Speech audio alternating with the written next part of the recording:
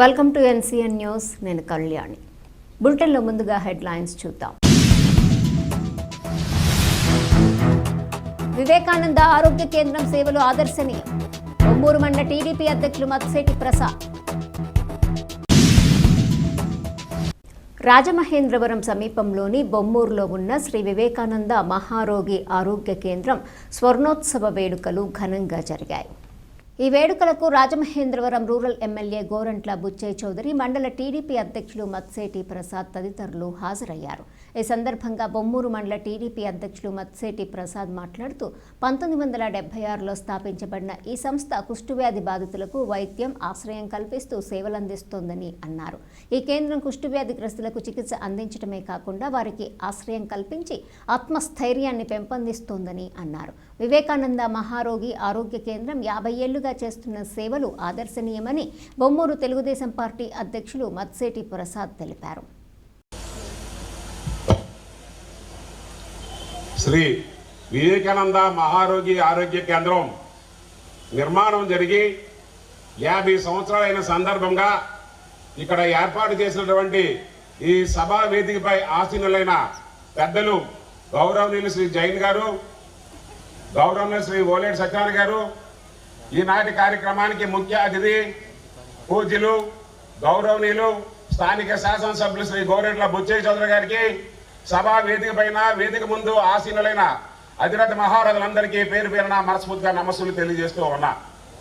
ఈ కేంద్రం ఏర్పాటు కాబట్టడం ఇక్కడ రాజమహేంద్రవరానికి సంబంధించినటువంటి శ్యామల సెంటర్ నుండి అక్కడ ఉన్నటువంటి లెప్పర్సి వాళ్ళందరూ తీసుకొచ్చి ఇక్కడ ఉండడం, వారికి తినడానికి తిండి, ఉండడానికి ఇల్లు, కట్టడానికి బట్ట ఏర్పాటు చేసి ఇక్కడ వారిని పెట్టడం జరిగింది. నేను 1997లో ఈ గ్రామ సర్పంచ్గా పోటీ చేసినప్పుడు ఎన్నికల ప్రచారంలో భాగంగా ఈ ప్రాంతానికి వచ్చినప్పుడు ఈ ప్రాంతంలో ప్రచారం అయిపోయి వెనక్కి వెళ్ళిపోతున్నప్పుడు ఓలేడు సత్యనారాయణ గారు అక్కడ నిలబడి మంచినీళ్ళు తాగుతున్నారు. అక్కడ ఇదే పేషెంట్ సంబంధించినటువంటి ఒక అమ్మాయి మంచినీళ్ళు తెస్తే వారు తాగుతున్నారు. అది చూసాను నేను.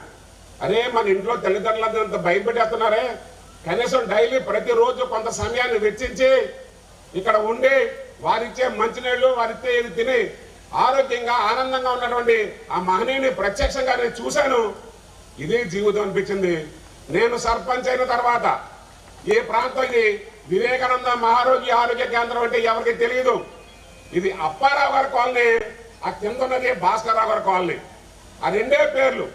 దీనికి పూర్తిగా బాధ్యతలు ఈ ఆర్గనైజేషన్ ఏదైతే ఉందో వారు అప్పారావు గారికి అప్పచెప్పడం, అప్పారావు గారు కేత అప్పారావు గారి నాయకత్వంలో ఇక్కడ కార్యక్రమం జరుగుతూ ఉండేవి. సర్పంచ్ అయిన తర్వాత ఇక్కడ ఏ విషయం వచ్చి సరే ఇక్కడ వాళ్ళతో అందుబాటులో ఉండేవాడు నేను. అంతేకాదు, ఏదైతే వారిని చూసిన తర్వాత నాలో కలిగిన ప్రేరణ ఏంటంటే, కొంత సమయాన్ని వారానికి ఒక్కరోజు సర్పంచ్గా నాకు ఉన్నటువంటి సమయంలో కనీసం వారానికి ఒక్కరోజు 2 రోజుల్లో వాళ్ళతో స్పెండ్ చేయాలనే ఆలోచనతో వారానికి ప్రతిరోజు వారంలో ఒక్కరోజు 3 నుంచి 4 గంటల వరకు ఈ కాలనీలో, 4 గంటల నుంచి 5 గంటల వరకు ఆ కాలనీలో ఉండి వీళ్ళ యొక్క సమస్యలతోటి, వీళ్ళ యొక్క కష్టకాల్లో మమేకమై నా జీవితాన్ని సాగించాను.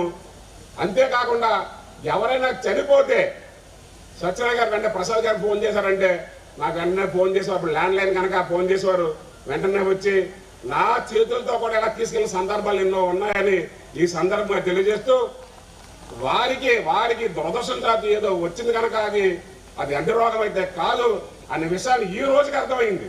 కారణం ఏంటంటే, ఈ వేళ ఇక్కడ ఇప్పుడే సత్యనారాయణ చెప్పినట్టుగా నిన్న జరిగినటువంటి ఆ సూర్యదేవాలయ యొక్క కార్యక్రమం ఏదైతే ఉందో కొన్ని వేల మంది వచ్చి ప్రతి సంవత్సరం రథసప్తమి రోజు ఇక్కడ పూజలు చేసుకున్న పూజల్లో పాల్గొనడం కాకుండా ఇక్కడే భోజనాలు చేయడం, అంతేకాకుండా చాలా మంది వారి యొక్క పిల్లలు, మనవరాళ్ళ పుట్టినరోజుల రోజున ఇక్కడికి వచ్చి వాళ్ళతోనే మమేకమయ్యి సూర్యదేవాలయంలో పూజలు చేయించుకొని వారితోనే భోజనం చేస్తున్న సందర్భాలు కూడా ఇక్కడ ఉన్నాయంటే దానికి కారకులైనటువంటి ఈ మహనీయులందరికీ కూడా మరొక్కసారి మనసా వాచ కర్మణ శిరస్సు వంచి పాదాబంధనం చేస్తూ సెలవు తీసుకుంటున్నాను.